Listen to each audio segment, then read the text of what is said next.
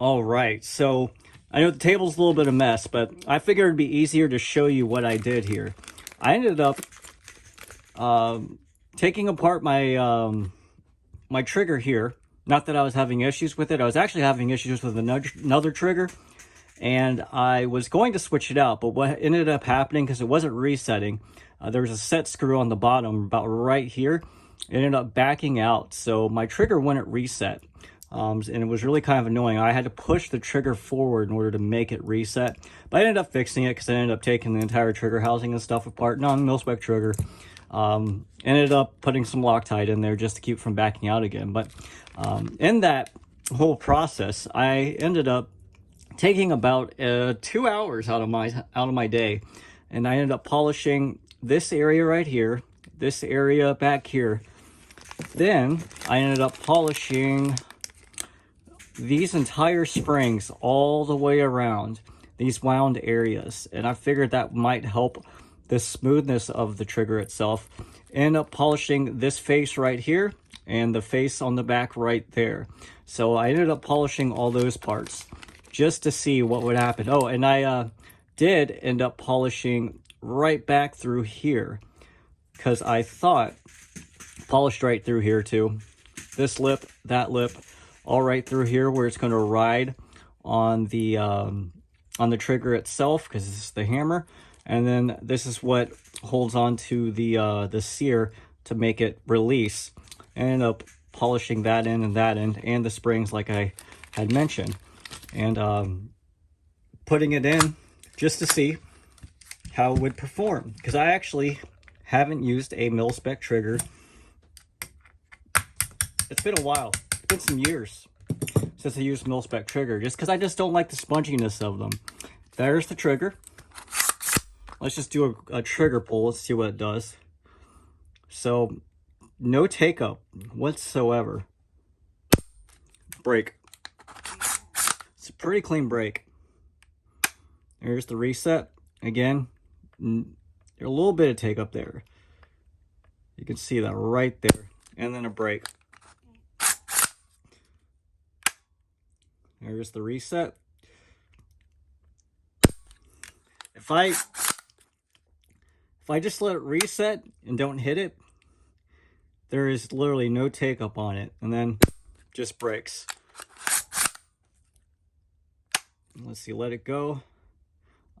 I do have to put quite a bit of pressure on here. I wish I had a Lyman trigger gauge, because I'm guessing this trigger pull is about 7-8 pounds. It's still pretty heavy.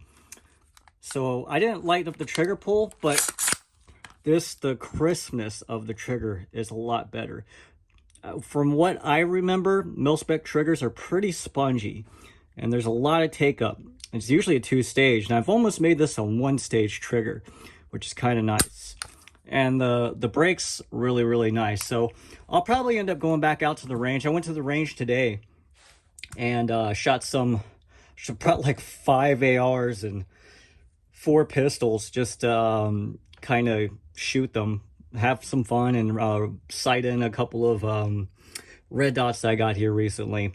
But the range I go to is kind of close. I don't really like the range. It's an outdoor range. It's about 5 miles away, but the range officers there, they're kind of dicks. But I have a feeling they're kind of dicks because of other people. Usually it's the other people that have ruined it for others. So, but they see me there. They know that I am I abide safety, and that I pretty much don't need any sort of I don't know what you call it. I don't need them to watch me. I basically can run that range on my own. But, you know, I follow the rules there. I follow the safety guidelines. But I'm going to go back, try out this trigger. Hopefully, because I haven't used this trigger all that much. I know it's nickel boron. And I gotta say, nickel boron probably polishes up a little easier than just your typical melanited or nitrided triggers that you get. This might even be like phosphated or something, but it's definitely painted with something. That's an old mil-spec trigger. Now the hammer itself looks like this. It was just the actual trigger that was nickel boron. And like I said, ended up polishing this area here. I didn't polish these springs, but I did end up polishing these springs all the way around. So I thought it would smooth out that hammer follow. And then right behind here, so this area right here has to be polished. This area right up here's got to be polished. I ended up polishing inside of here, this face right here, and then all back through here I polished it. And that's how I got to make this trigger as clean as it is, because that's a pretty clean trigger. I have all aftermarket triggers in my ARs, and this is a clean trigger. It isn't my favorite trigger by any means, but it's definitely a lot cleaner than your typical mil-spec trigger. So I think it's definitely worth it if you're not looking to spend a ton of money on a upgraded trigger, because like this is a great trigger, Hyperfire PDI trigger. One of my favorite triggers on the market. It has this nice trigger shoe on, and hold on, it goes on like this. Actually, hold on, yeah, it goes on, going on backwards. It's got this trigger shoe, so you can get consistent finger placement. It's taken me a while to get used to these when I first got them, but I highly recommend these triggers. These are good triggers. But anyway, I ended up taking this Hyperfire out, really good trigger, and putting this mil-spec one. And let's look at it one more time.